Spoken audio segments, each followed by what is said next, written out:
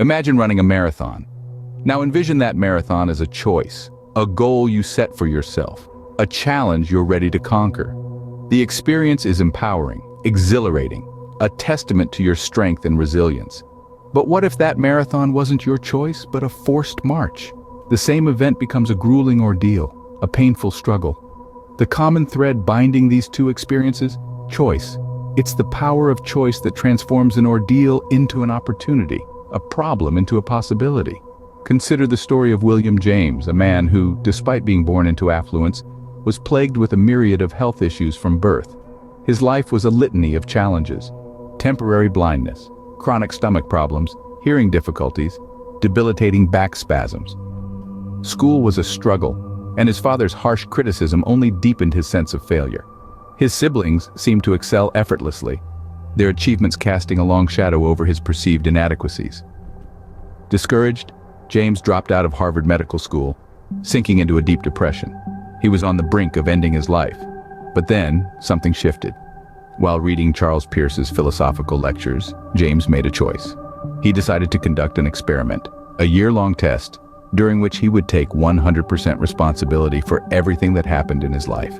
He promised himself that he would do everything within his power to change his circumstances, regardless of the possibility of failure.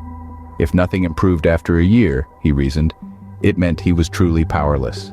But if things changed, it meant he had the power to shape his own destiny. The result? William James, once the black sheep of his family, became the father of American psychology. His experiment, his choice to take responsibility for his life, was the catalyst for a transformation. It was, in his words, his rebirth. We don't always have control over what happens to us, but we always have control over how we interpret and respond to these events. We are always choosing the values we live by and the metrics by which we measure our experiences. The same event can be perceived as either good or bad depending on the metric we choose. So let's unpack this.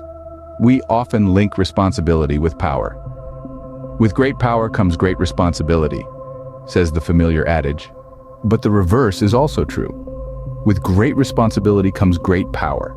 Accepting responsibility for our problems is the first step towards solving them. Take the case of a man who felt he was too short to attract women.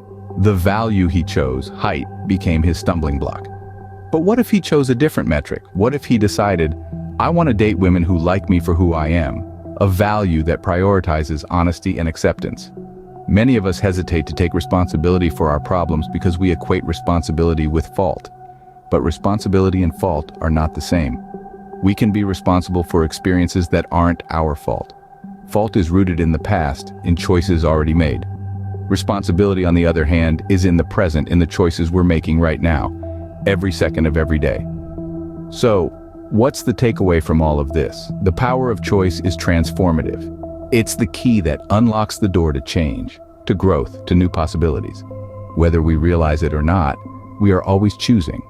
And in every choice lies the power to shape our lives.